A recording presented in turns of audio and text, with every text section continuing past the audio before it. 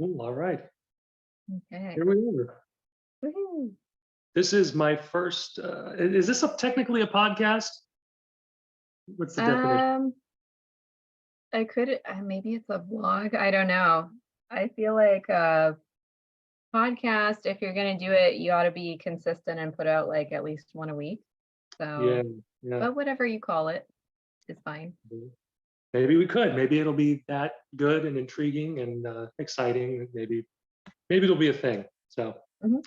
but I want to because I see other people doing it and having fun and being successful with it and learning and teaching and yeah, I think it's Yeah. good. And we definitely know some cool things and we have some good discussions. So, is there anything off the top of your head that you want to get into?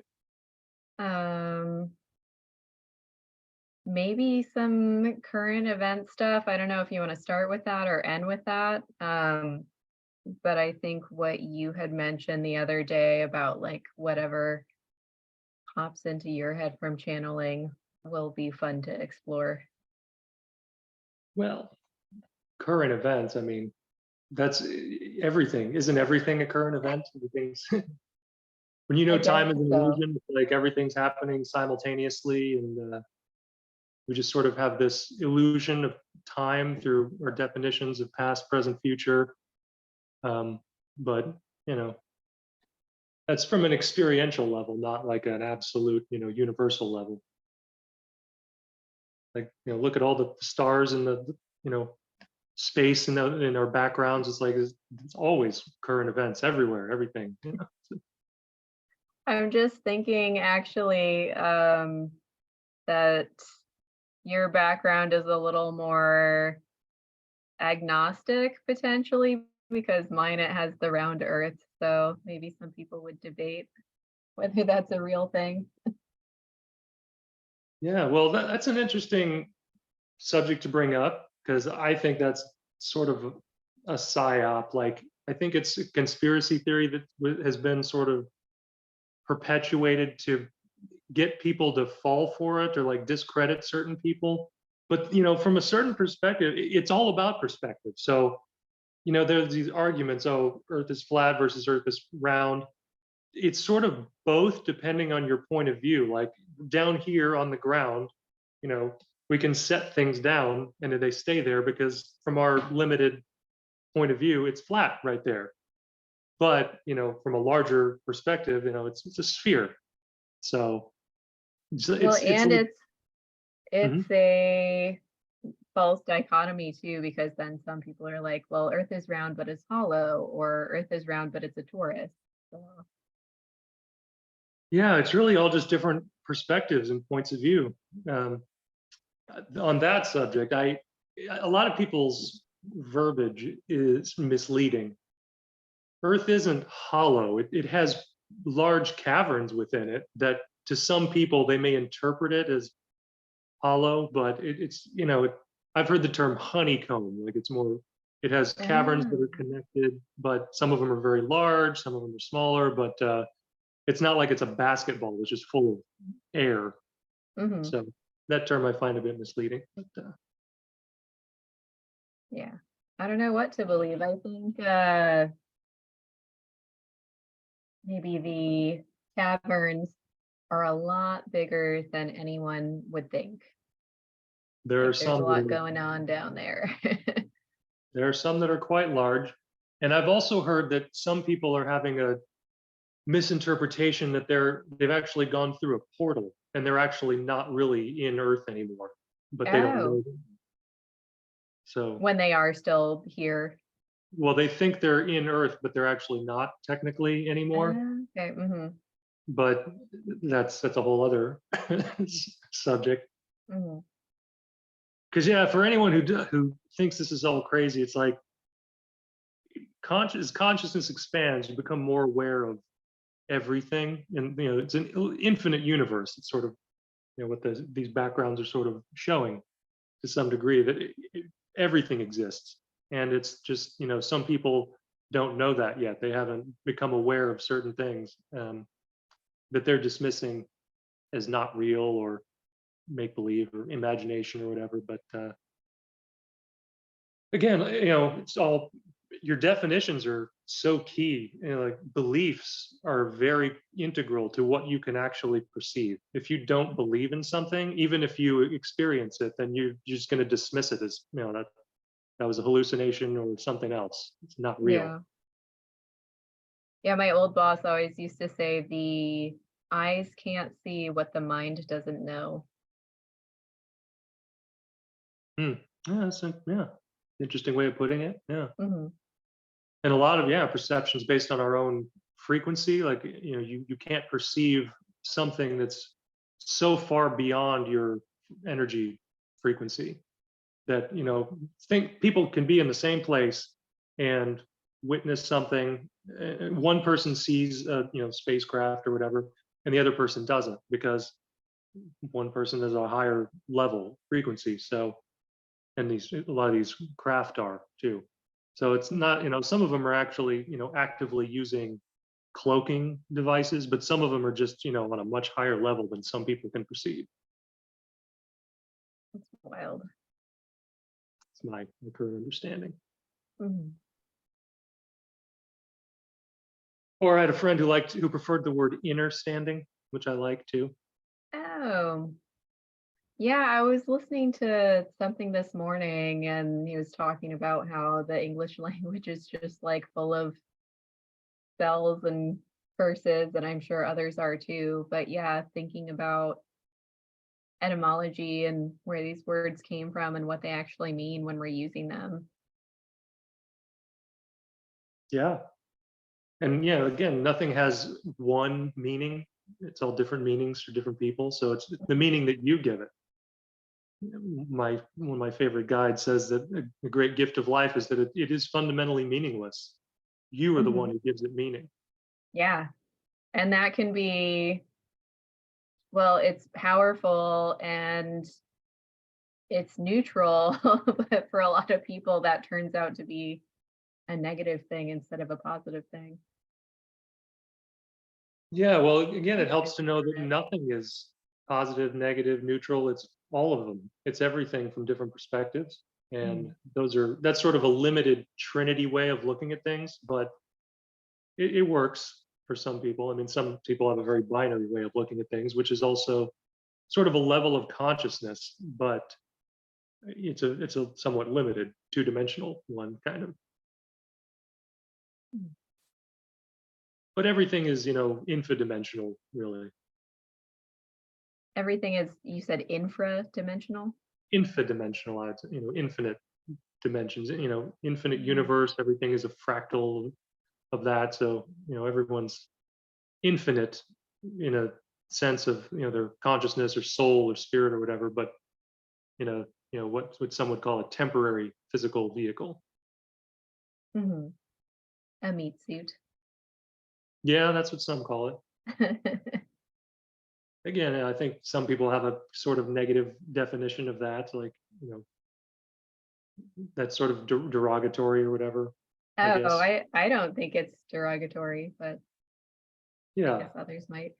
Yeah. I mean, yeah, again, I think nothing has it's written here. great that I get this physical body to work with. Yeah. And it's so much, again, it's many things, different things. What's your mug say there? Crush cakes. It's whoops. Crush.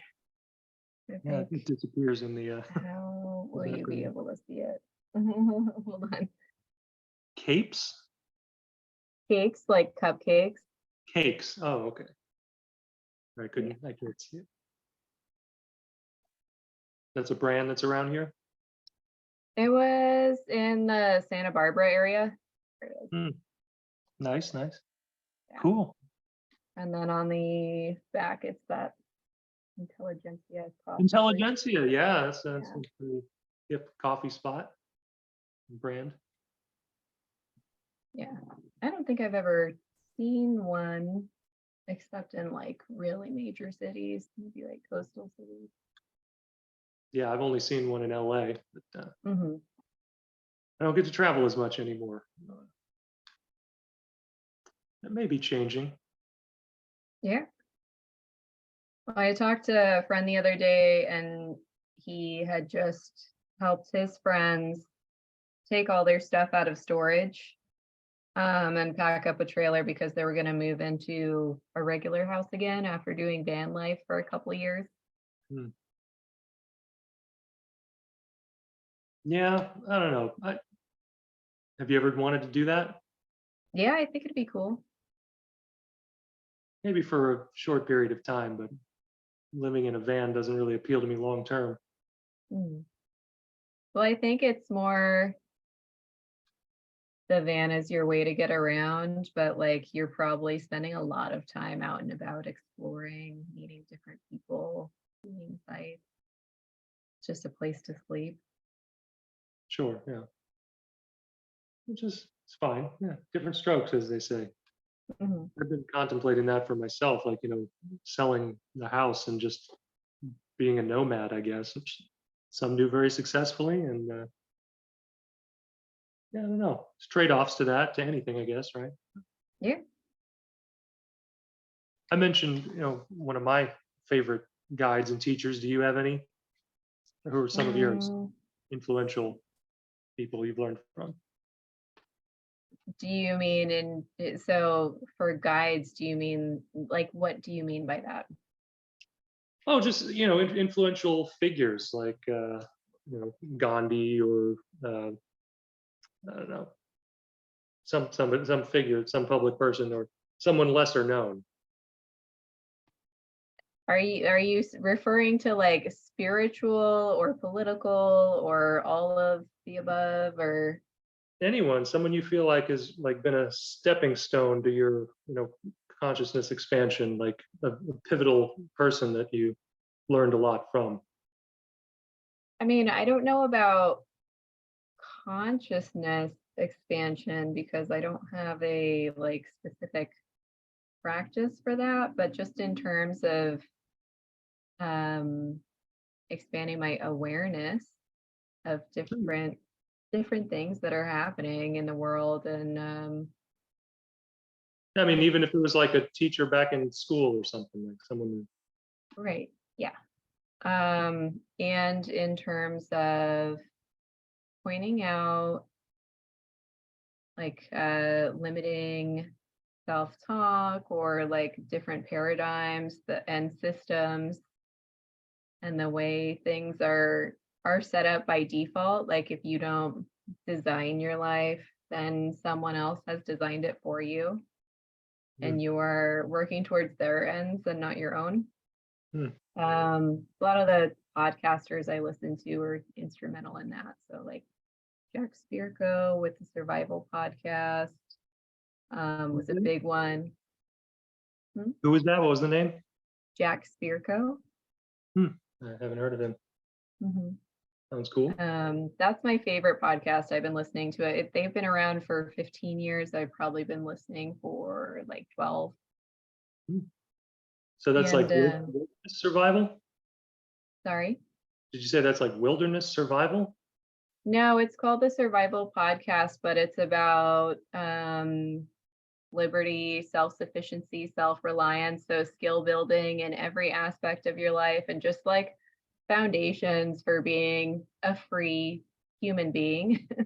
So like financial independence and like creating businesses, creating income streams, um, and eating a proper human diet. So things that are not toxic to you and not listening to just what the mainstream media or government agencies tell you is good to eat. Hmm. Um, and then also just preparing for when the current centralized systems of support for the needs of a human break down. So, like energy, electricity, the power outages, um, food, like there's only a few days of stock on any given grocery store shelf. So, it's smart just to store some food and put something up for a rainy day. So, in case something does happen, you can feed your family without having to go out and fight people for that last can of whatever it is. Just common sense stuff that is not really taught in the government education system, and a lot of people don't teach their children anymore. So Yeah, that's a big one. And then there's a bunch of others, but that's probably the best one. And it's really diverse in terms of the content that's covered there. So that's keeps it good. interesting. I'll look that up, and we'll share a link in the description. Okay. Yeah, I haven't heard of that and seen that, but yeah, it's good thinking, because yeah, I've been looking into a lot of that lately, like off-grid living and sustainable organic farming and things that are like sort of self-sustaining communities. And it's you don't want to get too isolated, like cut off from everyone else. That's sort of a downfall of some of these places. But yeah, like being able to have everything you need there, but also still connecting and sharing and trading with other people too. Yeah, there's a lot of emphasis with this podcaster and a lot of people within kind of his network about building community. Self-reliance doesn't just mean you're a lone wolf, because you need your wolf pack. Like, you need people around you. One person can't know everything and do everything, and life is just better when you have a great community to rely on and stand by you. Yeah, absolutely. Yeah, because that's one of the big draws for me, is that I feel like in this culture, it's sort of everyone for themselves, kind of, to a degree. Like, obviously, there are families and friends and all that, but I feel like everyone's conditioned to want their own house and car, and or multiple of each, and have to pay for your own phone and all this stuff, and have your job, and it's all about you doing things, being self-sustaining, which I was totally into, and I'm proud of for a while. But now it's like it is isolating in a sense, even if you're working with other people. um, I want more of a community where it's like everyone is doing them, like they're doing what they're interested in, what they can do, and it's not just the same thing every day, but everyone's constantly synchronistically contributing, and all of our skills and interests are, what's the word I'm looking for, compatible, Complementary. complementary, yes, thank you. Yeah. And it's just natural.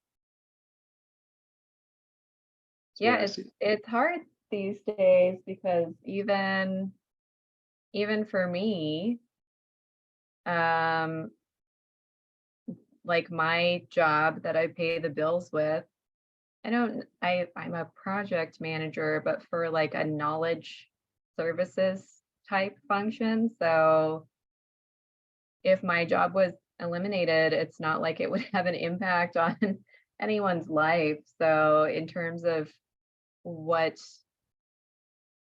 I can contribute, that's why I want to focus on actually like building some hard skills that are applicable, I feel like, in real life. Yeah, well, So that's like that's self-defense and first aid and growing food, things like that. yeah. Yeah, this culture doesn't allow. I mean, you can do all those things, obviously, but it's sort of that's sort of one of the issues I've always had with the whole job paradigm of having one job and doing this, or career or whatever. Like, even if you really like that, which obviously a lot of people do, they get into something. If you do it too much, you get burned out, and it's not fun anymore. Um, Mhm.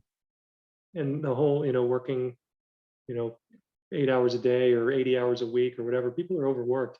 Man, my client's neighbor, I work for an older gentleman, and his neighbor is a woman who's about, I would guess, 70, but or somewhere around there.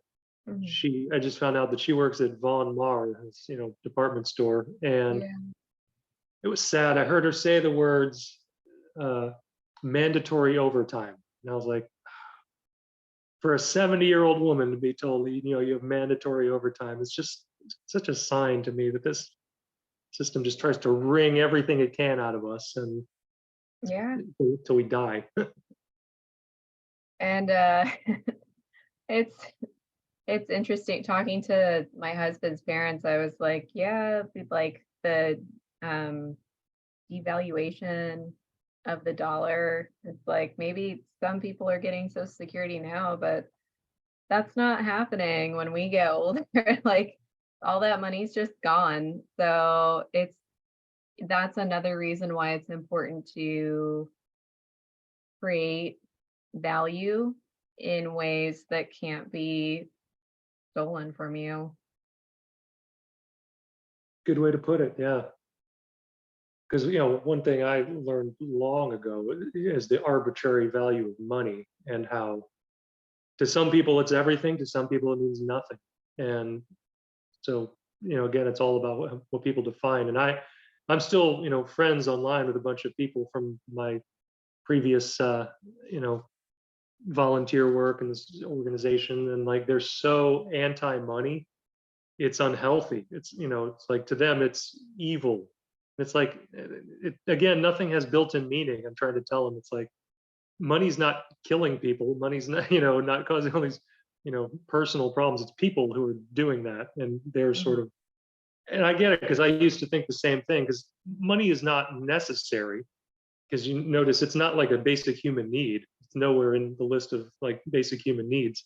Yep. And yet, I see where people are saying it's a problem because that is what people are basing all their decisions on, even though it's not a need. So it's a little aberrant thinking that, we're letting this arbitrary tool sort of make all of our decisions, or we're deciding everything based on this, thing. So And without looking at the bigger picture, it's easy to just be like, okay, I have this job, I make this much money, so this is what I can afford, instead of thinking like, how can I work myself out of this job by like building up systems around me where like, oh, now I have a garden. I don't have like I cut my food bill in half forever as long as I maintain that, things like that.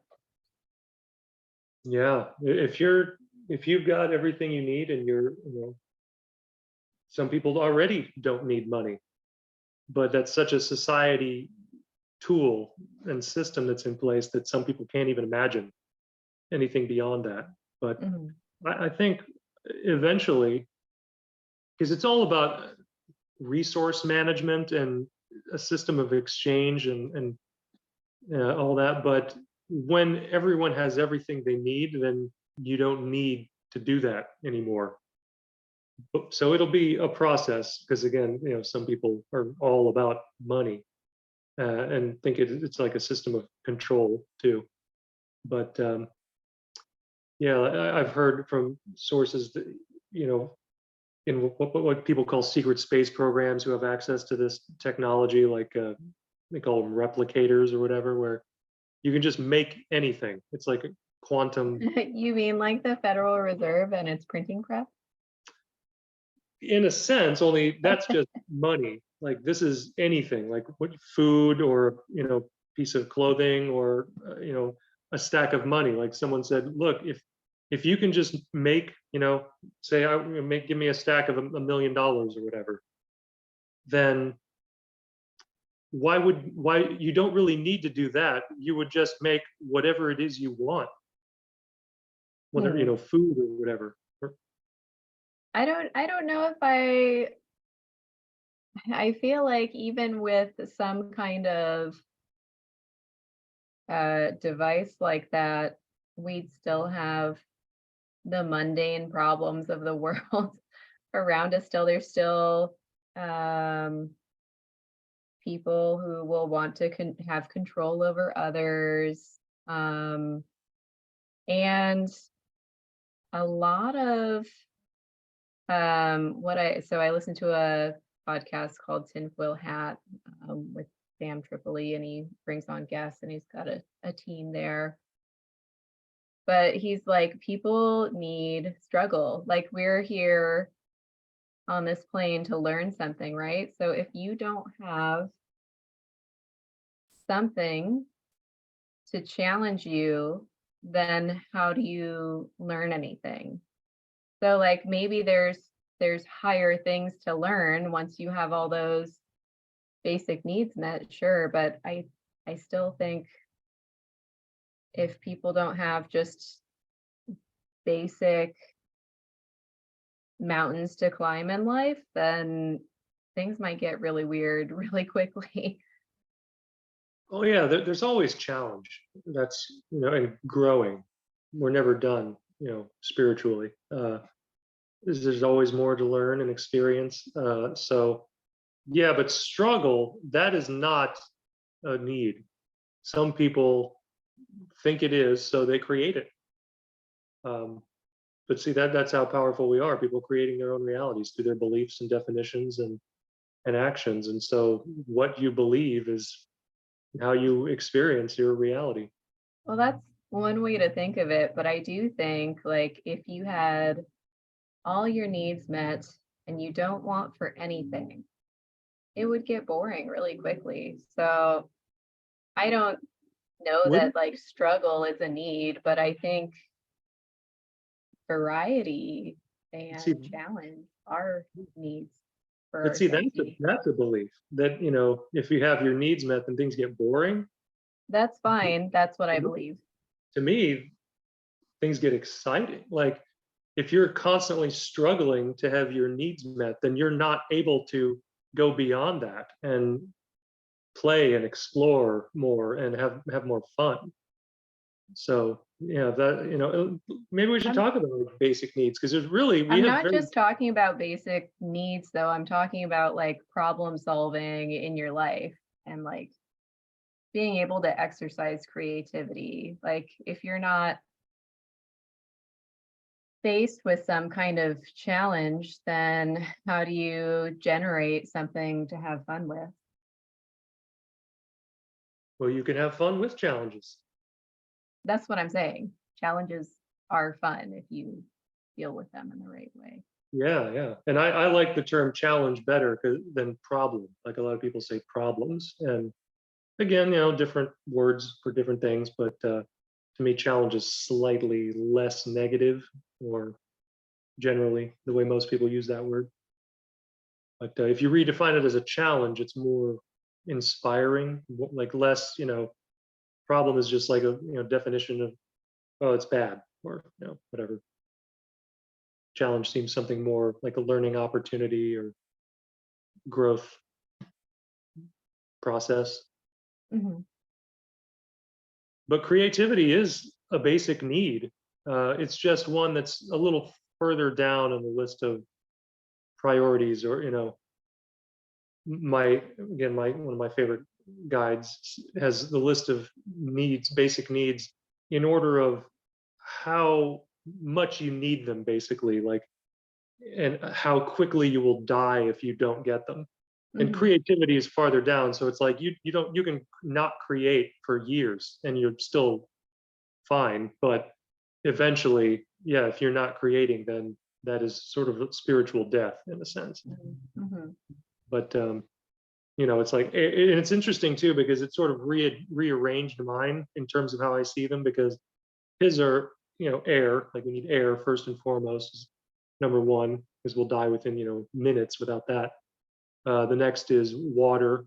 Um, and then some people would think that the next would be food, but it's actually sleep for most people. You can go longer without food than you can without sleep and be healthy. Yeah, I didn't even think about that, but it's not if you think of like Maslow's hierarchy, sleep's nowhere in there, is it? It's just kind of assumed, I guess, from shelter, like protection from the elements and somewhere to sleep, but sleep is really important.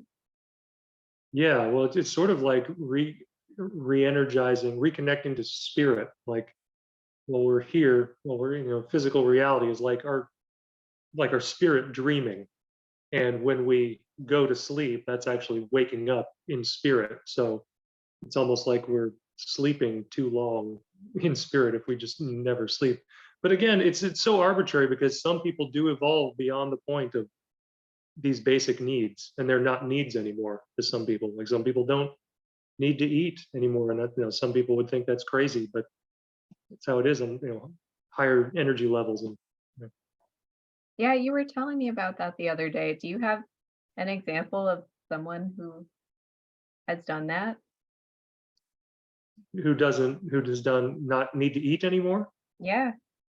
There are terms that some people could look up called breatharian or sun eaters, but it's also sort of just everything is energy frequencies. And so at a certain higher level of energy, you don't need external things anymore.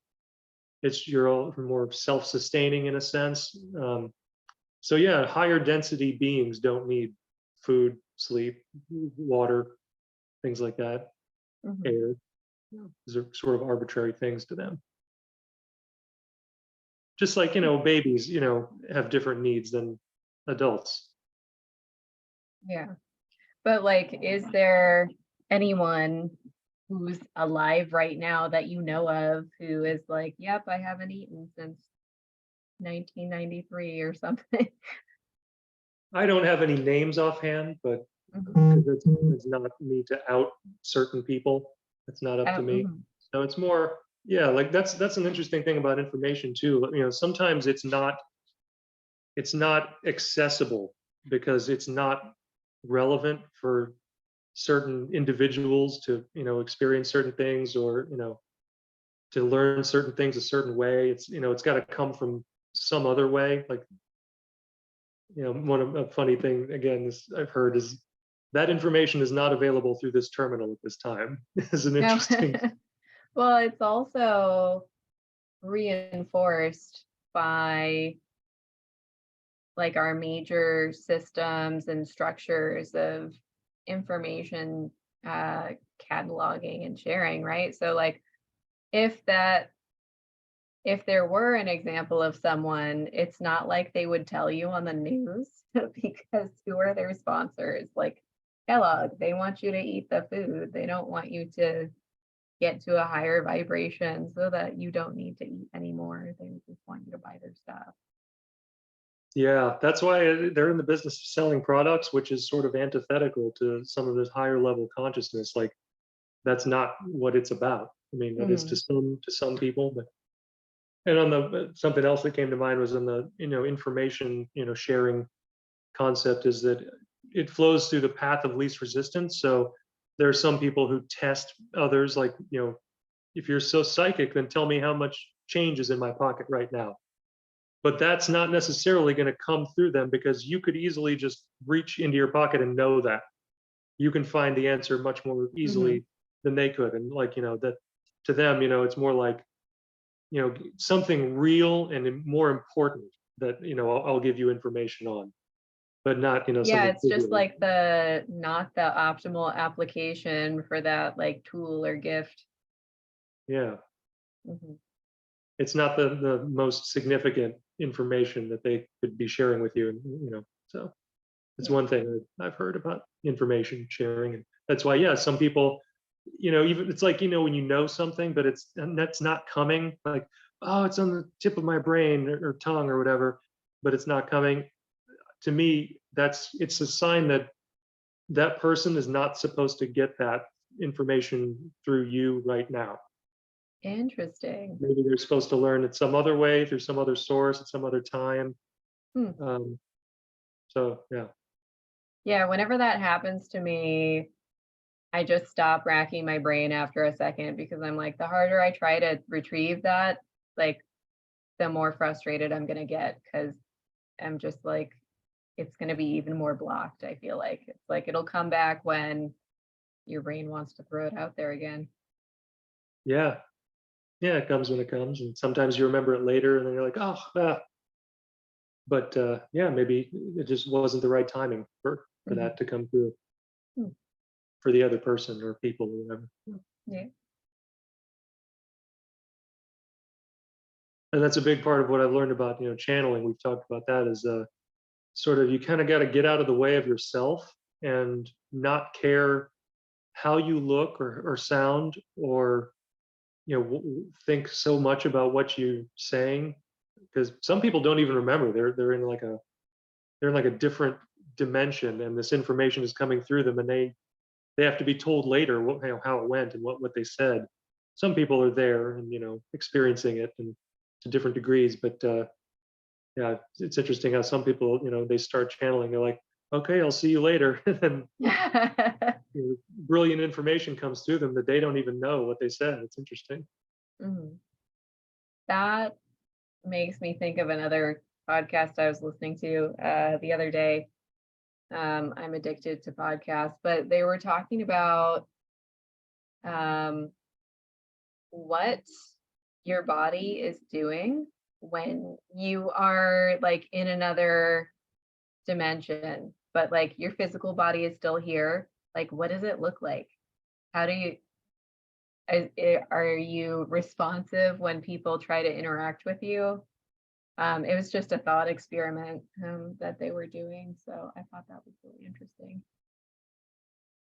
Yeah, it's different because people are so used to experiencing things through our physical senses, but in non-physical, it's not like that. So things don't look a certain way because that's not that's how our eyes are perceiving things, but that's not necessarily how things are. It's energy, and what does energy look like? It looks like everything because everything's energy. So in non-physical, you don't really have a form. You have what people call an energy body, I suppose, but it's not. And people can perceive spirits that way because that's how they're, again, our perceptions and how we experience things are through our own filters. But so that's how things can appear, but it's not necessarily absolutely how they are. Hmm.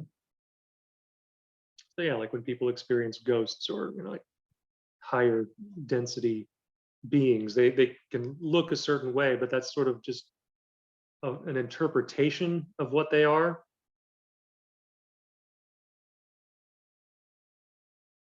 I'm just thinking of higher density. So is that the same as higher vibrational?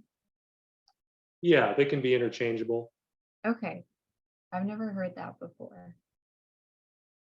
It's used often to describe higher levels of consciousness. It's Mm-hmm. like saying that we drive cars, and so we have some degree of knowledge about how they work. But if you study them more, a car, you have more density of knowledge of consciousness about it, like more details and all that. So that's a rough analogy, but literally, it's higher energy frequencies. It's like higher density consciousness, and some have divided it up like we're fourth density beings, generally speaking, on Earth. There's a spectrum, but um, some are third, fourth, fifth. But it's sort of a tiered, like tiered frequencies. Like again, it's sort of arbitrary. Like between 100,000 cycles per second and 200,000 cycles per second is fourth density, just arbitrary. That's not true, Hmm. but just something like that is how some people classify densities Yeah. of existence. So you had asked me about my guides or teachers. What about yours? Well, one guy who sort of was an earlier teacher of mine that I learned about. I've got a book of his right here. My coffee table book was Jacque Fresco. He's got this book. Oh, whoops, hard to Yeah. see. Yeah, yeah, these things don't work very well sometimes. If I hold it up, if I hold it back, no, it's yeah. Oh, that's weird. Anyway, it's called "The Best That Money Can't Buy: Beyond Politics, Poverty, and War." And Hmm. this guy was amazing. He died, about 6 years ago now, at the age of 101. But he's a great scientist. He's a generalist. He just did everything. He didn't have a traditional sort of upbringing. He's self-taught and just studied everything. Like one of those people who went, read every book in the library and just did all kinds of different things. Developing medical devices and um, different technologies. And his biggest contribution to humanity is called the Venus Project, which is basically a redesign of society, like applying science and technology to social concerns and using that to make decisions rather than money and politics, which is sort of what a lot of the Hmm. cultures are doing. So So it's sort of what's the structure for that? the Like, is structure. there, so in a lot of what I listen to, the alternative that is offered, that and that also makes sense to me, is just everything based on voluntary relationships. Like, you choose to associate in a certain way, you choose to act together for certain things if they make sense to you. So I'm just wondering, like, what he's proposing as alternatives to politics and money.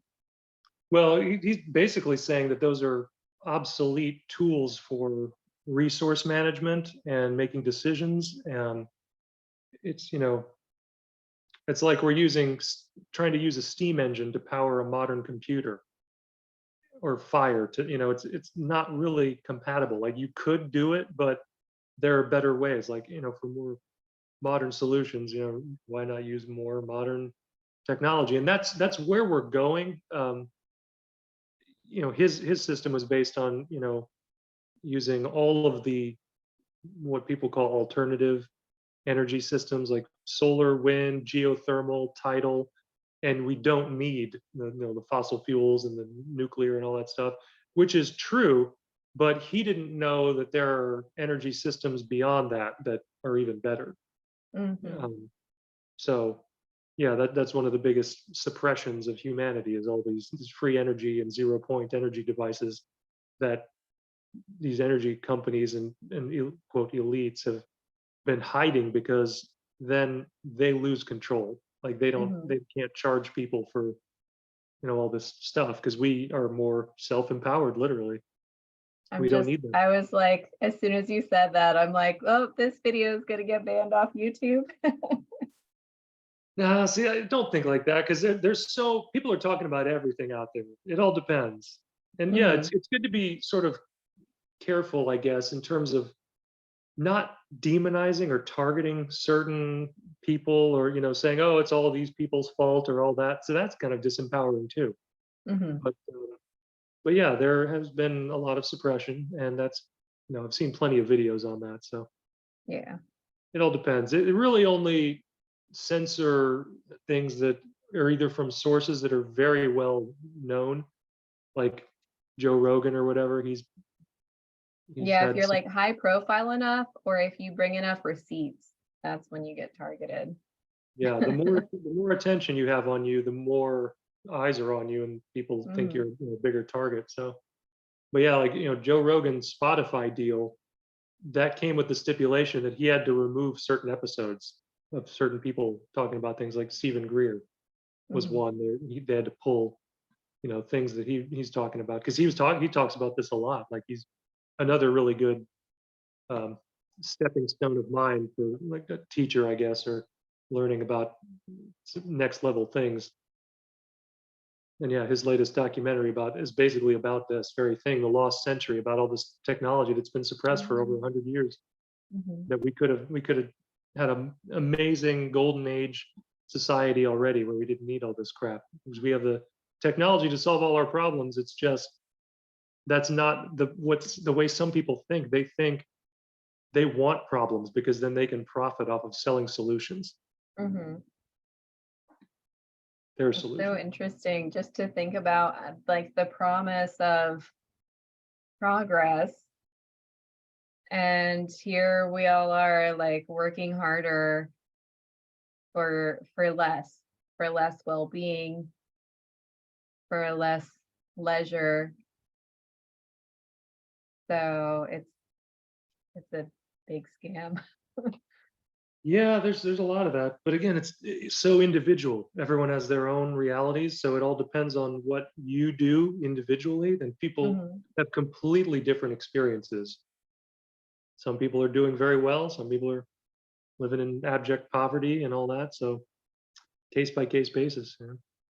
Well, and that ties into the like use or application of different alternative uh, methods of generating energy, right? Like that stuff generally works best on a small scale, so in a very decentralized fashion. So what individuals do really does matter for improving their well-being and Yeah. decoupling from these systems of control. Yeah. It's really all up to us. And that's actually what a lot of these people, quote, in power are doing, is they're making people think they have more power over them than they do. Hmm. And that's disempowering to people if they're constantly blaming their situation on others and saying, oh, if not for these people, everything would be great. But focus inward, and on what you can do in your life, and act on your own passions and joy and excitement, and that's all you need to do. And what other people do is none of your business. Hmm. And it only affects you if you agree to it, in a sense, like if you match that energy, or go along with their agenda. Yeah, Otherwise they have no effect on you. that's why I don't watch the news. Yeah. Yeah, I say it's sort of, yeah, same way. Same here too. But, Hmm. yeah, but people watch different things, and it's not just the news. Like I said, even a lot of, quote, non-mainstream, like alternative things. Like, yeah, Joe Rogan, he's got a ton of good interviews and people on there. But again, he doesn't have everything, because he's sort of sold out a little bit too. Big deal he got hundreds of millions of dollars for. But so no one's got it all. So that's fine. That's just how it is. So, Hmm. another good teacher though is Nikola Tesla. People who Yeah. study him, like he knew a lot. He was ahead of the game. So Have you seen the new-ish movie about him? Like Ethan Hawke played Tesla. no, I haven't. Have you? I haven't, but I just wonder how accurate it is. Is it like the History Channel version of his life for like only the stuff that they want you to know? Yes, without having Yeah. seen it, absolutely. Because Yeah. that's what the, So I was like, I probably don't even want to watch that. yeah, that's why I kind of, even if it's someone I like Nikola Tesla, I really don't care about the Hollywood interpretation of him, because the real story and the real man is, it's better from my Mhm. perspective. And Yeah. that's cool if you want to pay homage to a hero.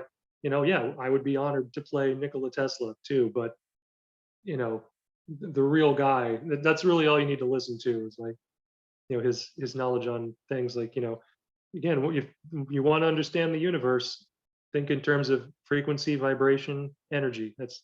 Mhm. It's a simple one. Yeah. So, did Tesla write any books? Like, what is the way that you educated yourself about him and his work? Just videos. He didn't write any books. He wrote some diaries. He's got Mhm. blueprints and all that. But his work was built, like, creating things. Mhm. He was a true scientist, not like Elon Musk. I would say is more of a businessman who's using Tesla's name. But Tesla's a creator, and he had an epic imagination. Like, he would imagine devices in his head and tinker with them that way first. So he would just build it right the first time, and he wouldn't. That's really cool. Yeah, that's power. Like a mental sandbox. Yeah, yeah, power. Even Einstein said, imagination is more important than knowledge. Mhm. Um, and Tesla, Tesla and him were around the same time period. And someone asked Einstein, how does it feel to be the smartest man in the world? He said, "Ask Nikola Tesla." And I think somebody was kind of joking, but again, that's arbitrary to say who's the smartest. But Tesla is definitely up there. I've made several videos on him, and I labeled him the scientist of the century. Mm. I created that award. Copyrights, trademark. But, Trademark. yeah, no, his work got confiscated and used in these black budget programs, but because it's so revolutionary, some people just don't want that to spread. So, Hmm. but it's getting out there. It's only a matter of time, I guess. Yeah. You can't keep an idea down whose time has come. Yeah. And did we talk about actually one of the guys who got a hold of Tesla's work after he died was Donald Trump's uncle, John Really? Trump. Huh. He was a scientist back in the day and pretty well respected. And when he got a hold of he was along with like the FBI and people who confiscated his work, he was looking at it and it sort of changed his direction and the way he was thinking about stuff because yeah, Tesla Wow. was still ahead of the game and like next level consciousness. I'm gonna have to watch your videos on it. Yeah, yeah.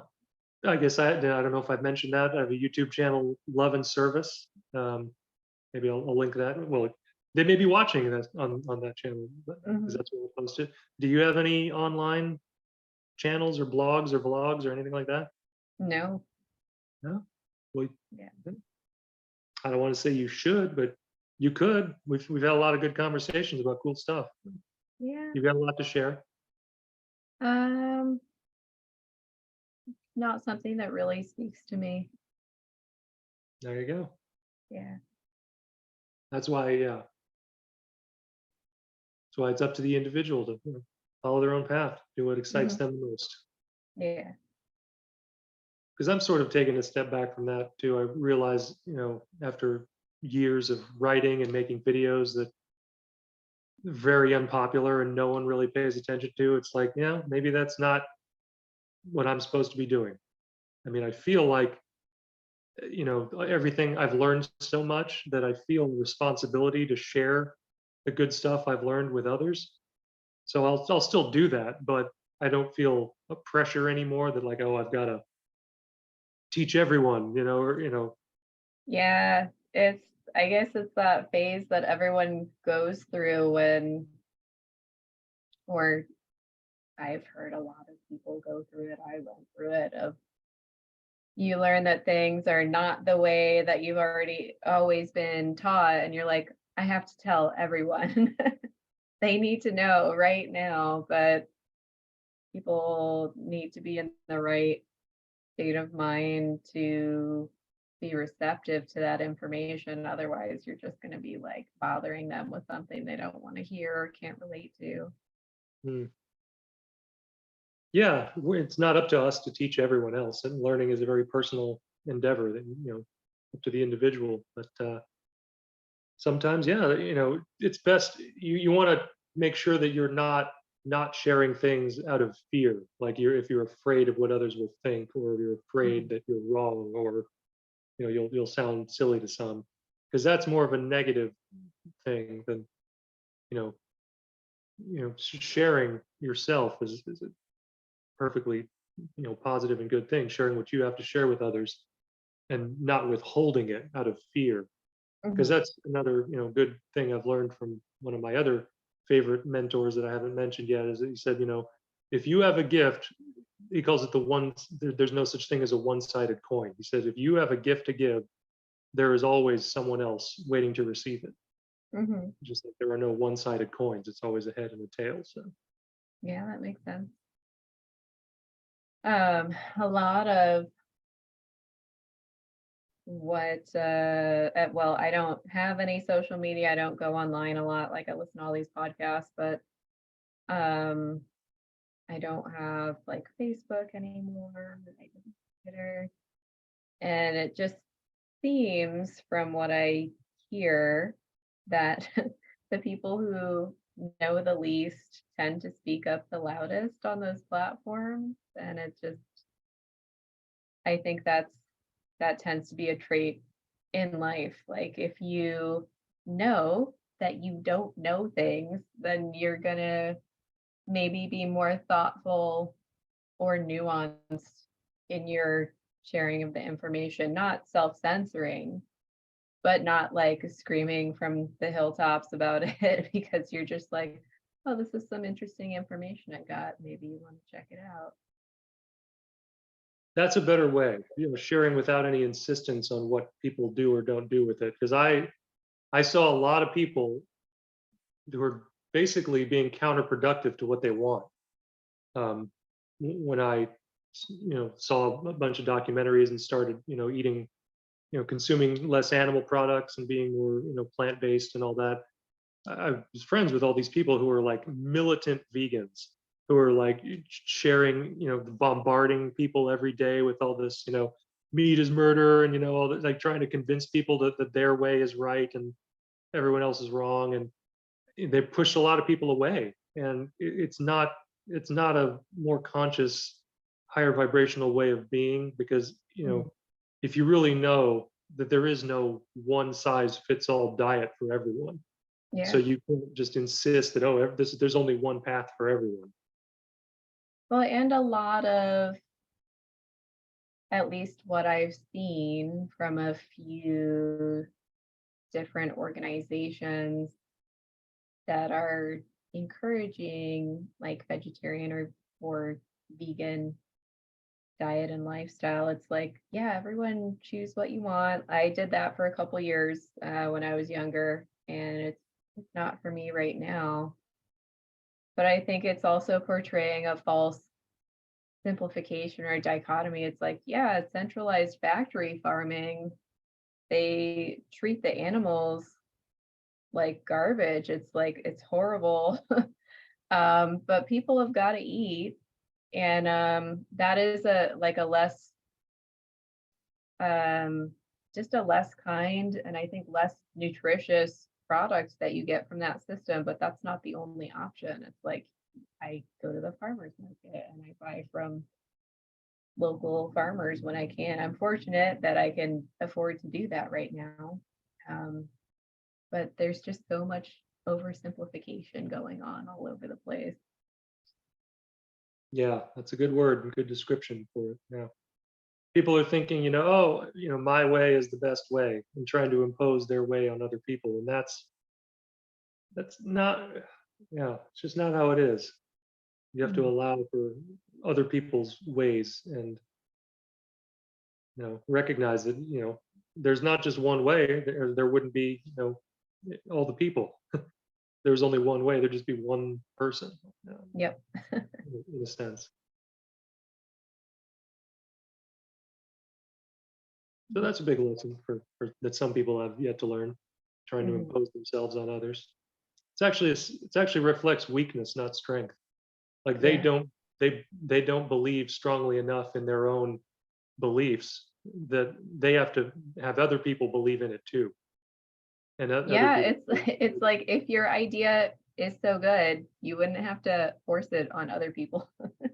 Yeah, it's another, from my one of my greatest guys. I quote him all the time because he's so wise, and he's got so much good stuff that I've been listening to for years. Is the greatest power requires the gentlest touch.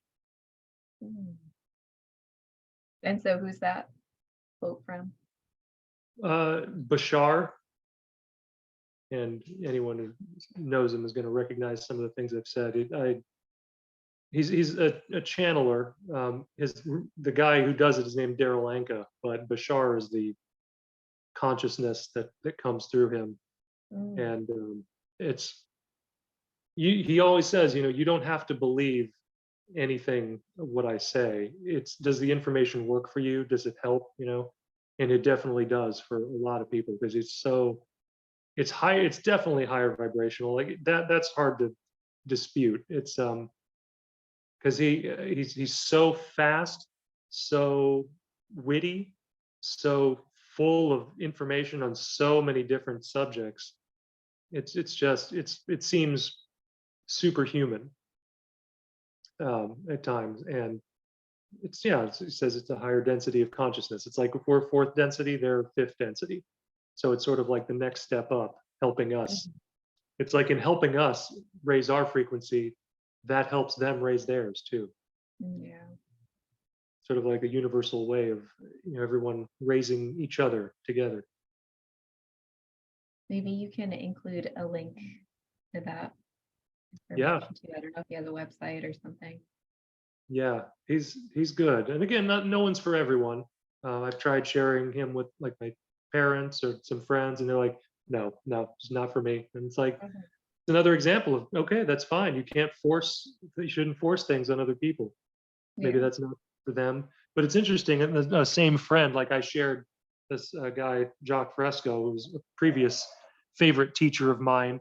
And Mhm. my friend was like, oh, that's a cult. And, that sounds stupid. And it's, utopia and blah, blah, blah bullshit.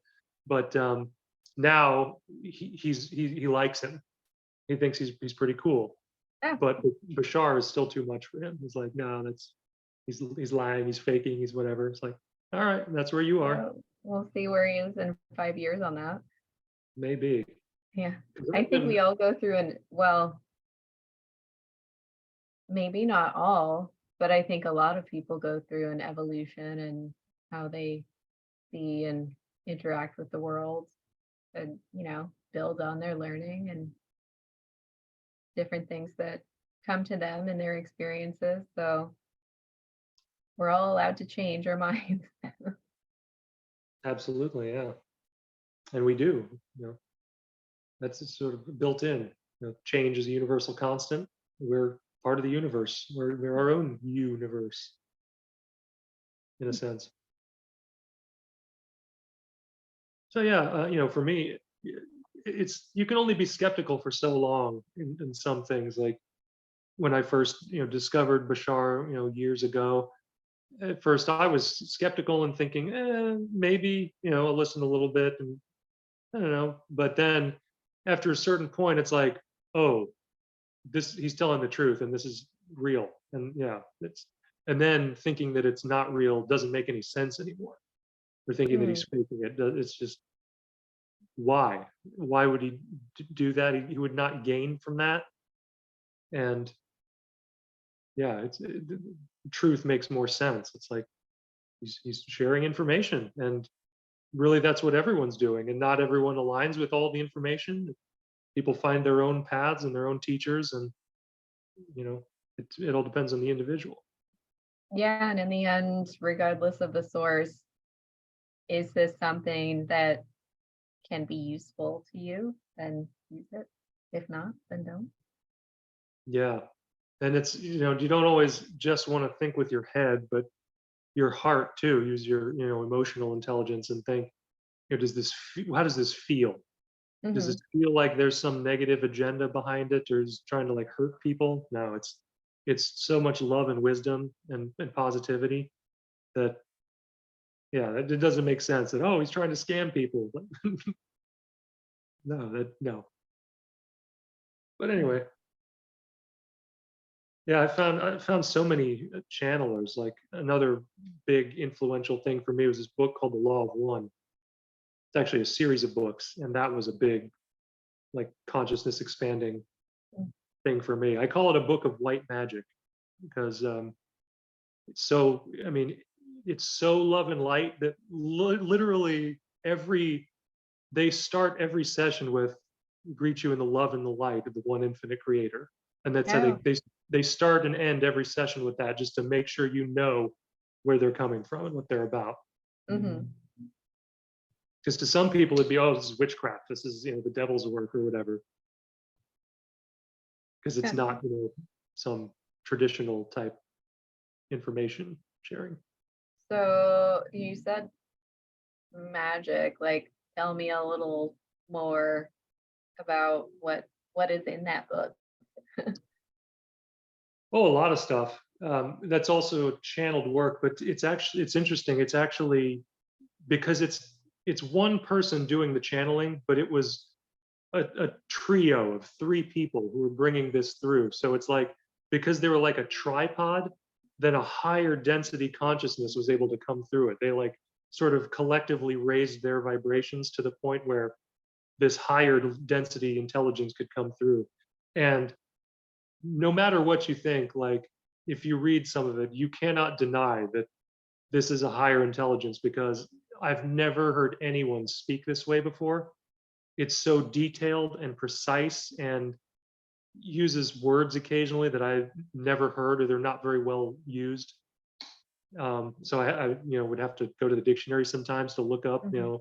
bellicosity, like what that meant exactly, and or words like that, sort of. They used English words, but some of them are very not commonly Mhm. used. But a lot of the sentences are just so dense with information, and again about different subjects, and it's like after the fact, even the people doing the channeling weren't able to accept some of the information coming through. They couldn't believe it, but now it is more understood that, oh, that was true. Like what they were saying about certain, they were asking about secret assets that the government had, and they said that the government has approximately 213 ships of this kind, and they were like, what? How could they have this many? They were like, where did they build And these? approximately 213. Well, because they said they're in the process of adding to this number. Mm, That wasn't the exact number they gave, but it was something around right. 250, 270, somewhere in that range. But they couldn't fathom that at the time. But now a lot more people are aware that, oh, there's some secret stuff going on, and they're able to do stuff like that. So, Mhm. and they get into a lot of stuff. It's a lot of consciousness and like chakras and what those represent, and historical figures and events, and they get into tarot a bit, which I was never interested in, but Mm. them describing it was sort of wow, eye-opening, and now I see it. Oh, that's interesting. Yeah. Of a tool I've for. used cards before, but not tarot. I have like a little spirit animal deck, but I haven't used it in a long time. Well, yeah, they talk about very specific deck, and they actually made their own based on their interaction with Mm. this intelligence. But they say, yeah, there's so many different kinds that there's really not just one kind. So it's obviously up to the individual, like what resonates with them the most. But Mhm. you know, they said it sort of was adapted from a off-world idea, but here it's like Atlantean and Egyptian influences were sort of more a pure translation of that. But now there's been a lot of distortion, and you know sort of some of the ideas have been twisted and lost a little bit. But it was sort of the idea of consciousness, and in their original deck there was like 22, and it's like 22 cards, so that represented like 7 of mind, 7 of body, 7 of spirit, and 1 representing, what was it, change, or I can't remember exactly. Like I said, I've never been big into tarot, but their descriptions of everything and trying to figure out what it all meant was very interesting, even though I was not into it at all. Yeah, cool. I might And ask to borrow some of your books. yeah, that one, it was super. It's my favorite book series. It's the only thing I've ever read again. I've actually read it through 3 times, and each time I got more and more out of it. It's like you pick up certain details that you missed the first time, because Mhm. there's so much in it that you're just kind of adding to your information. And they have interesting stories about historical figures, Hitler, Roosevelt, Patton. This was done in the 1980s, so it wasn't like current, more modern people, but it was like more of their historical figures. Yeah. Very interesting perspectives. Lincoln was an interesting story about Abraham Lincoln. Oh yeah, there's a whole hidden history there too. Hmm. What do you mean? Oh, I just mean like what we're told about historical figures in the history books today is like mostly propaganda. It's all interpretations, or what the law of one uses the word distortions. Um, Mm. and it's just none of it's complete. That's just how it's all information that to some people it's true, to some people it's not. But they tell a really interesting story about Lincoln, that he was very weary of war, and didn't think things were going well, and he didn't really want to live anymore. And they say that he was greeted in sleep by a higher density being that offered to sort of take his place and do what he wanted to do, but he felt like he couldn't. And sort of that his consciousness sort of went to a suspended animation plane of existence, and this other being sort of like lived the rest of his life doing what he wanted to do, but he felt like he That wasn't able to. is really not what I expected you were gonna say. I don't know what I expected, but it was not that. So, Yeah, there's this interesting stuff about hmm, everything. Yeah, you had never heard that from anyone else before. It's like, who could just make that up? Like, I don't know. yeah. Because I've heard some other stuff, like he was the head of the Illuminati, and there's this what some call Illuminati Disneyland. There are several things that get called that, but there's like Hmm. a stasis chamber with stasis beings in it that some elites were taken to show them, look, these are our ancestors, and this is more of what's going on that the average person doesn't know about. And so some of the people would like sign their names on the wall, and apparently someone saw one of the signatures was Abraham Lincoln to say that he'd been there and seen that. Hmm. But again, it's all stories. That's what history is. That's why they call it high story. Mhm. But, some people believe it, some people don't. It's all, and again, when you understand the time thing, that's sort of a illusion in a sense, then it's all parallel realities that different people are experiencing or interpreting, observing. Yeah. Just like pop culture references, Rick and Morty and their portals and their parallel universes or realities, it's totally mind bending.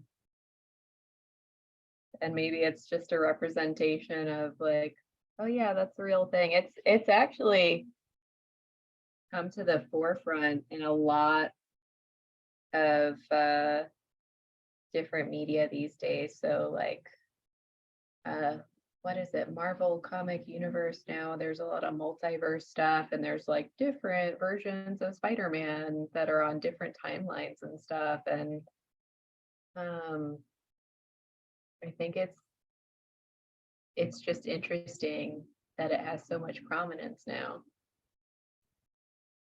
Yeah, it's true. And yeah, everything's a reflection or an interpretation. There's truth sort of encoded into these things that, you have to have as they say, the eyes to see and the ears to hear to sort Mhm. of decode this symbolism or recognize that it's talking about or sharing real things, real concepts. But if they're calling it fiction, that allows for some people to dismiss it as not real who aren't ready for it yet. But for the people who are ready and know, they say, "Oh, that's no, that's true. It's real." Yeah. And then like you can sort of retroactively go back and say, "Oh, that's what that was saying," and that's and you can use it as reference, like Star Wars or yeah, Marvel or something that you've seen, and then you learn something real and like, oh my god, that was shown, like I get that, and that's what that means and what it's about. Like I shared recently that the Star Wars movies are sort of they're reflections of what some call the Orion Wars, Hmm. and I haven't there's heard some of that about in that. there. What's that? I haven't heard about that. Yeah. Well, and it's also obviously, connected to, and there's some, World War II stuff in there because that's also connected to the Orion Wars. Earth has strong connections to Orion and a lot of other places and things too. But again, not everyone is at the level of consciousness where they're aware of that, or it's necessarily relevant for them to see those connections or know more about it. What are the Orion Wars? Well, the Orion system constellation that people describe it as has seen even more darkness than what people think Earth has experienced. So much control and oppression, and they, through much war and eons of struggle and strife and bloodshed and all that, eventually raised their vibration enough and sort of evolved beyond it, and they're in a more positive state now. But some beings from Orion have come to Earth as well and have influenced Earth, so that's why there are connections there, and some more positive, some more negative than positive, and vice versa. But Mm. yeah, they talk about in the Law of One, Orion Crusaders, and how they've sort of been manipulating things behind the scenes, like trying to influence the so-called elite uh, that way. So sort of by proxy. Ah, got a text. Sorry, No worries. good friend. But yeah, it's again, it all depends because some people they learn stuff and then they think it's they get into a fear state about it, and that limits their perspective on it. Like if you're in a fear state, then you're not able to perceive as much. It's skewed sort of towards the negative. But if you stay in a neutral state, observe things neutrally without judgment, then you get more perspective, and you see that it's not entirely negative. It's just from a certain way of seeing things. So, Mm. but I mean, we've got influences from all over. Basically, all the star systems. Sirius, Arcturus, Pleiades. These are like some of our most strong connections to other places and civilizations. Zeta Reticuli is a big one, but um, again, not everyone's ready to know everything. So it's different degrees, really, for different people, because everything's connected in the universe. So, So, like, what path did you take to research that type of information? I just do what I call free search, which is just studying whatever interests me at any given time. Like, one thing leads to the next thing, leads to the next, and you just eventually learn about everything, and then along the way you realize knowledge and information is within you, so it doesn't always need to come from somewhere else. Hmm. So you can interpret, know that I am a reflection of the universe. I am my own universe, and as a fractal, like I have the whole universe within me. And I'm not just saying that as me, I'm saying for everybody, but not everyone goes deep within themselves. Like they're too busy looking outside of themselves, and so they don't go within as much. So, That's really interesting. That kind of gets back to what you were saying with like, don't just use your thinking mind, but get in touch with your intuition as well. Yeah. yeah, because yeah, it's alignment, and if you're just thinking with your brain, then you're not using all of you. That's just part of you, and that's a big part, sure. Um, Law of One calls us mind, body, spirit complex, Hmm. and I like that. It's more descriptive than just saying, person, or which is also an apt description if you know that the etymology of person means mask. We're sort of like a physical mask for non-physical consciousness or intelligence. Really? That's the etymology for person? Yeah, Huh. persona is mask. Yeah. Huh. I never put that Interesting piece of the together. puzzle. Yeah, but that makes sense. Yeah, words, they have a lot of secrets hidden in them that people just don't know until they learn the roots of them. And again, it's, there can be a danger of like when you learn something like that and then you think that, oh, that's the only definition there is for it. Like, when I learned that alcohol is a derivative of Arabic, meaning the, and ghoul or demon or Hmm. ghoul. It's like, oh, it means the demon or the ghoul. That's why a lot of Arabs don't drink. They see it as evil or bad. Um, but it's also good to know that things don't have built-in meanings. So that's not what it is for everyone. So again, it's all about how you define things individually. Yeah. Hmm. But how you define things is how you perceive and experience them. Yeah. So when you change that definition, you really change how, yourself. And we really are different people, moment to moment. We have sort of a thread of continuity, illusion of continuity. But if you realize that that's sort of an illusion, then you can break from that continuity, and you can completely change and know that you've completely changed, instead of thinking, well, I'm still the same person. But you can free yourself from that stricture of thinking that, and become a completely, know that you're a different person, different being, different vibration, different consciousness. And it's freeing for some people, as opposed to thinking that they're stuck.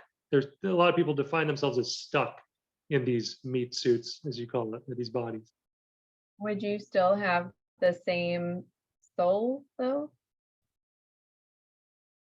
Soul is also changing. And when you know that it's all just energy, that it's, energy frequencies, and sort of like, it's more like waves. Like it's not just going up, up, up. It's, for some it's kind of holding steady. For some it's going up and then down, and some it's like going up and down like this. Some it's, on a downward trend. But it's never static, never exactly Mhm. the same, because change is everywhere, everything, everyone, all the time. Yeah. So just the nature of things. As the old saying goes, this too shall pass. Yeah, But it's also, no, go ahead. I was thinking, I don't know if I heard this somewhere, but I've thought of like a spiritual path as like a more of a like a circle. And if you're ascending, then like you're going up. Maybe if you're descending, you're going down. But yeah, like you said, not a straight one.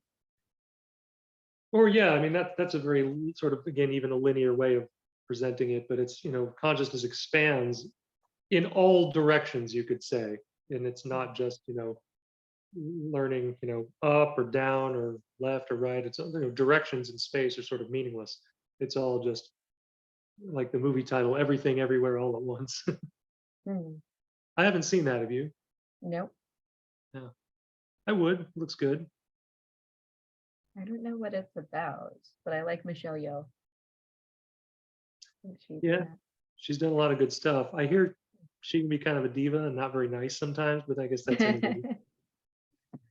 There is a movie that I do want to see. I think it's called Let Freedom Ring, and it's Mm, about like rescue of trafficked children. hmm. I think it was actually uh, available, well, not available, but like they had already produced it a couple years ago, but then like Disney bought the studio that they had made it through and then shelved it. So I definitely want to go see that. That's one of the And it big came out subjects. yesterday, I think. Yeah, I, you know, I guess I would see it. I mean, yeah, I like the idea of raising awareness of that, because it's a huge issue that, again, some people are just not ready for, because it's kind of takes you to darker places. But Hmm. um, it gets into some of the, yeah, some nastiness of things that people do to each other and that are going on. But as I tell people, knowing is a step towards being able to do something about it. If you don't know Hmm. about it, you can't do anything about it. So, Yeah. yeah. But yeah, that's one of the things that has been covered up, not just by the people doing it, but by people who are, it's too dark for them. They're not ready for that yet.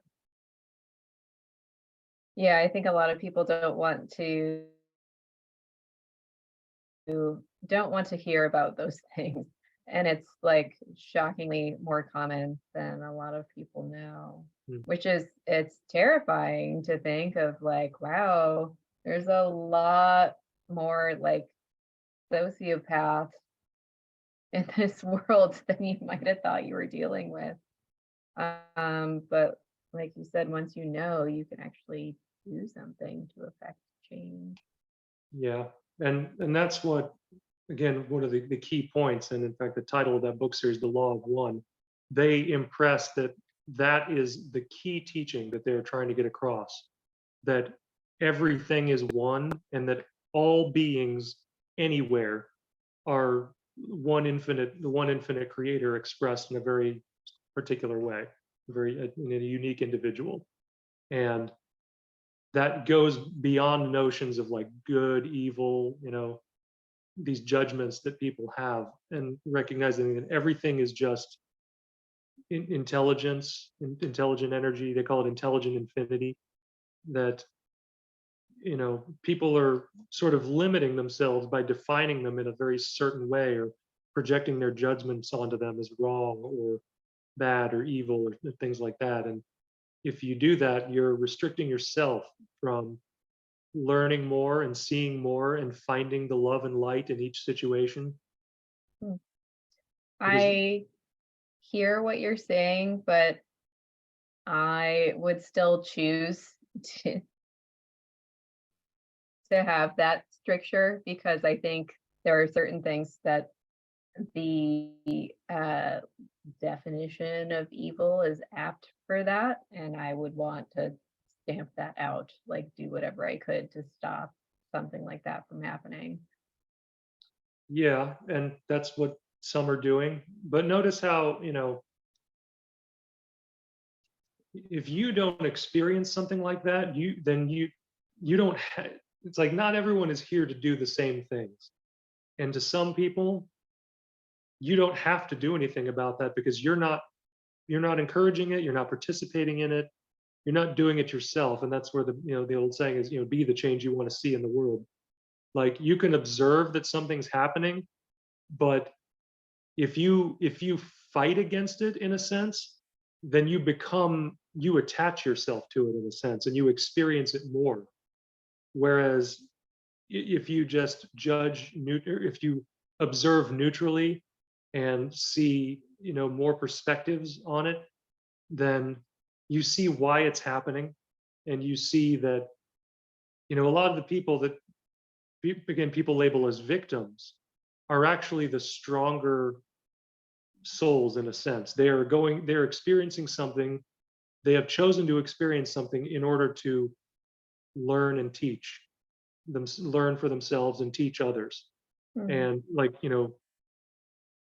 people are not ready to see things this way, but children who are quote victims of terrible things are extremely strong souls who have agreed to experience this so that it can be brought to light, so that certain people who are doing this can you know learn and learn from it as well. And there are some beings that are so of service that they will do anything, and just because people can't understand it with their physical mind, they can't see that, oh well, that's what this is about, then they judge it as just only one way: it's evil, it's bad.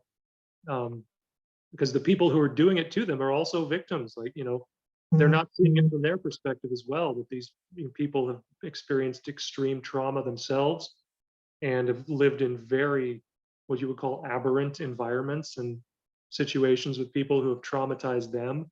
And so they're say it takes a victim to make a victim.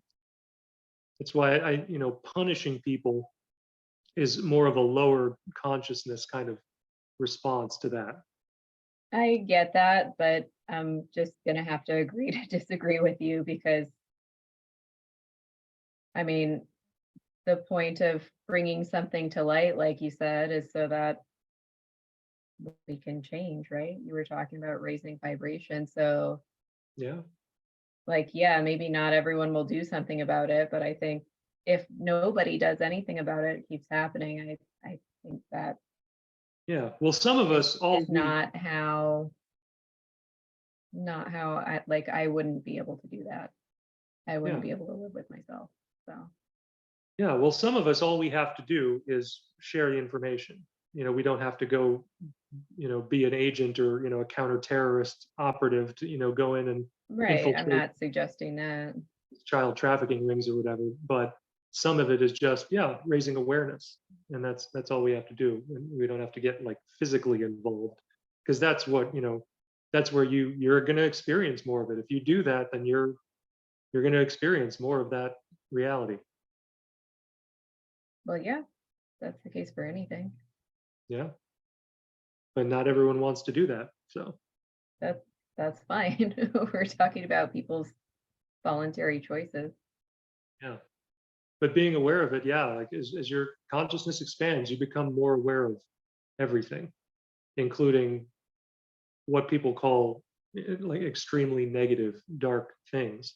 But it's sort of balanced out because it's not, everything is just, positive, negative, neutral from different perspectives. And so you become more aware of more darkness and more light in a sense. Mm. So it kind of evens out. And it's not even really that way. That's from, again, a limited binary way of defining things. But there's always the neutral, the balance point in the center. So then you know that actually, the universe is slightly more positive than negative because there's always the neutral point that allows you to, see things differently and not just think that things are one way or the other. Mm. And yeah, it's challenging. Like, not everyone's ready for the same lessons and people don't see things the same way, and that's fine. So if people don't resonate with it, that's fine. We change, like, I probably would have thought the same thing before, that would have been like, no, things are just, it's bad. It's bad to do that and whatever. But Well, yeah, I don't think I'm going to change my mind on that. yeah. Well, it's like the people who I was talking about who judge others for eating meat, and they push those people away, instead of actually being able to teach them and appeal to them. If they're judging them and making them seem like And you're a bad person. I want to appeal to someone who's like raping a child. I want to put a bullet in their head. So You I'm really not comfortable with where this is going By because appealing, I don't mean like that. I mean teaching and changing them. Like if you put them I away, think like you said, some people their souls choose a certain journey. So not everyone can learn a certain thing while they're here. So I mean, if someone has transgressed in a certain way, I mean, I think you lost your chance at this go around. Like you could try to come back next time. hmm, well, that's the way some people see things. But yeah, and that's like, I guess maybe how it is for some people. But yeah, again, it's not up to us to teach everyone else. People have to learn things for themselves in different ways. So that's a weight off. Like some people take on this huge burden of responsibility for like a hero complex. Like I've got to change the world and do this and do that, and that's not really how it works. You change yourself, and in doing so, you shift to what you view as a completely different world. I think it can work both ways. Yeah, because there isn't just the world. There's Right. infinite parallel But realities. I think So you can change yourself, but you can also take actions to change the world. Like yeah, I don't see the dichotomy that you're saying. well, it's not really a dichotomy. It's that you can't, by saying that, I'm going to change the world, sort of implies that you're going to change things for everyone, and that's not up to anyone. I don't No one think can. it implies that. I think you just made it mean that. Well, that's the way some people use it, and that's the way some people mean it. I don't know. But because there is no the world, infinite, infinite worlds. If you sit when you say the earth, what does that mean? I Which mean, I didn't bring up change the world. no, yeah, but I'm So saying I don't know what you think it means. yeah, no, because there isn't just one in a sense. That's just again a reality or a world that people are creating through their Mm. thoughts and definitions and beliefs. That there is just one, but it's infinite parallel realities, and people are having infinite experiences everywhere. So There really isn't just one. But again, language sort of, that's how people define things, through language sometimes. Mhm.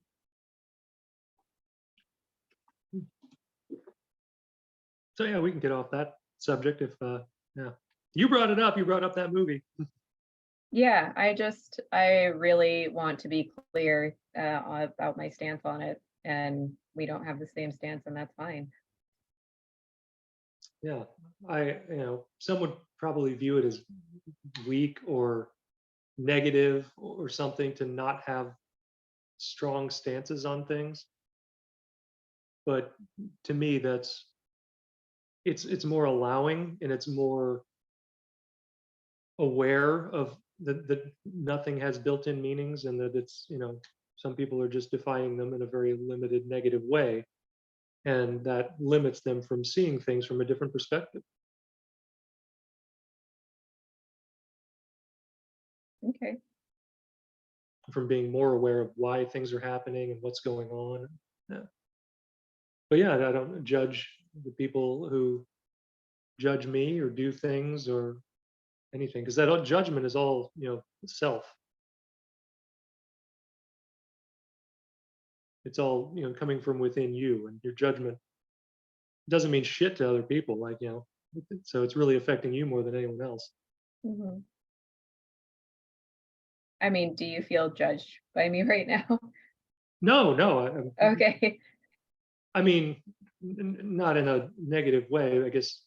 Even judgment is, kind of depends on what you mean by that word. There's, positive or negative judgment, like not like evaluation. That kind of judgment is more positive, Mhm. but judgment in terms of labeling or dismissing others, that no, I mean, I think people do that naturally, but you do it less the more aware you are, the higher consciousness, the higher degree of consciousness you achieve. It's like that Mhm. sort of fades away, because you understand more why everyone is doing what they're doing.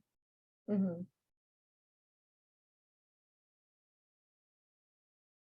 Hmm, what time is it? Yeah, no, been going for a good stretch. Yeah. Is there anything else you want to talk about, or Mm, go in another direction, or yeah, I don't know. Is there anything else on your mind?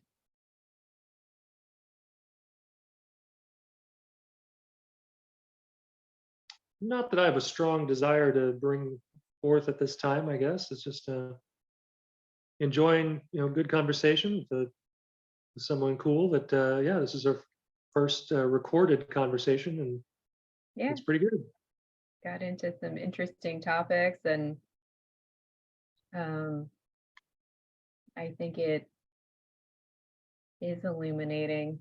I mean, especially when we have different perspectives on things, and I definitely see where you're coming from.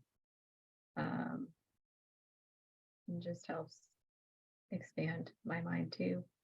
We all have different perspectives. We all are different perspectives in a sense, and so I find it best not to invalidate others. If you do that, it's like you're cutting yourself off from another way of seeing things, from another, someone else. It's another self. Like, again, and in a universe of infinite unity, we're all each other's other selves, reflecting things that we each are experiencing, and sharing information with ourselves.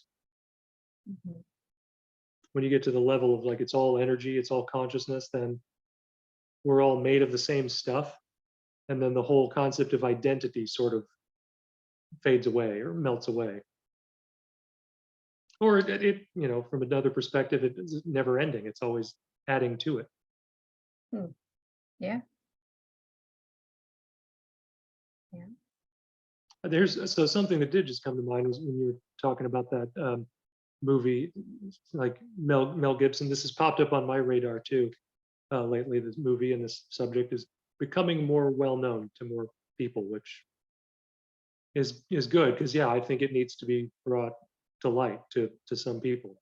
And but What about Mel Gibson? I saw, so he's behind the movie, right? The Sound of I Freedom? didn't know if he is or not. Oh, well, I thought he was at least a producer involved in it somehow. Okay.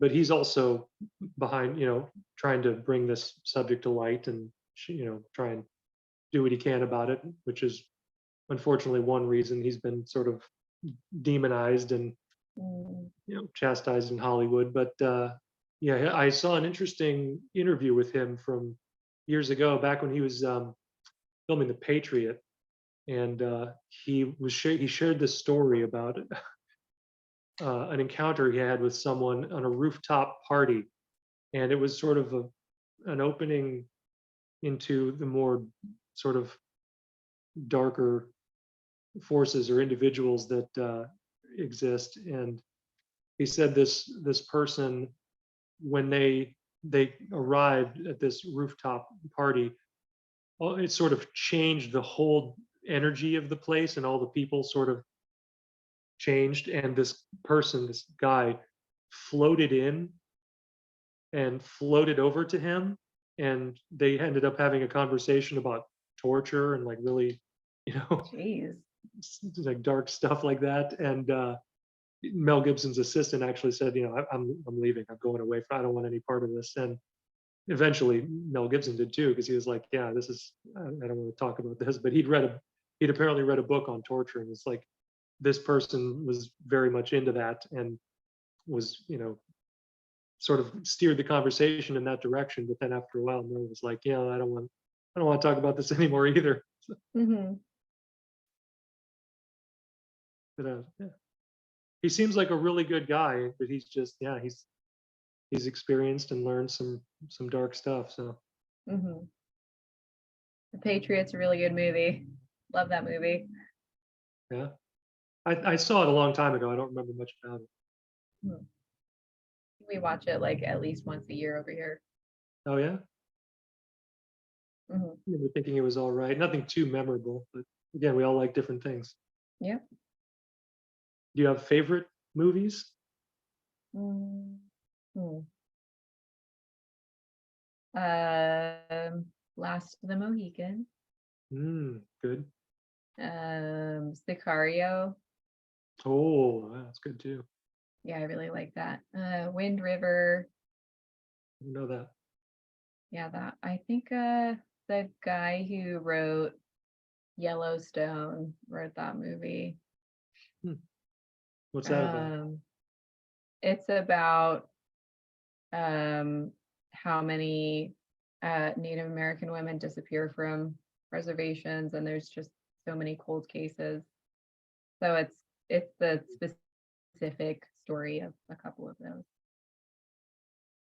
Um, I really like Mad Max Fury Road, and I love that the guy who made that movie is the same one who made Babe, which I also love that movie about the little pig. Those are Really? some. Hmm. Interesting. Yeah. What about you? It's variety. Well, mine used to be more mainstream ones, like, Fight Club, Usual Suspects, Terminator 2, things like that. But then um, I got more into documentaries, and now I would say more like Thrive is. I always recommend that to people, because that was a very influential documentary that opened my mind to a lot of stuff and got me on this other, level and direction. And excuse me. Ooh. Dr. Greer's movies, like all of his documentaries, are really good. Unacknowledged, Close Encounters of the Fifth Kind, Sirius, the latest one, The Lost Century. They're just all really good, really enlightening, and sharing some. And it's interesting to see how he's evolved, over the years, because we all learn. There's always more to learn, and so, like, as he's learned, like, he's sharing more and more too. But he's got these access to people, that the average person just doesn't interview or talk to, like all these insiders from all these covert projects, military and corporate. And he's been doing it for so long that, man, he's just a wealth of knowledge. I'll have to check those out. I haven't seen any of those. I've heard of Thrive, but not seen it. Thrive, yeah. Hmm. There's a sequel that, It was okay, but the first one for me was very influential. Mhm. And yeah, this Venus project made some good documentaries too. Trying to remember the names of some of them offhand. It's been years since I was part of that group, but yeah, people could find them if they're so inclined. Again, I guess it's not up to me to share that right now. Yeah. Well, you doing anything else fun today? You working or playing? I'm off for the rest of the day, so I think I'm gonna get some stuff done around here, make some chicken soup, and just relax for the rest of the day. Nice, good. I'm looking forward to doing mostly nothing. Sometimes And I that's know the you're best. going to work after this, right? Yeah, probably do a little bit here first. And I'll probably, if we're stopping soon, then I'll probably start a load of laundry and work on selling some more stuff on eBay. Nice. That's good. Oh no, I want to prioritize. I want to finish filling out this interview for the one place to see if that's going to go anywhere. Oh, good, good. The place in Greece. Nice. Well, let me stop the recording. All right. if that Thanks so sounds much again good. for doing this. Yeah.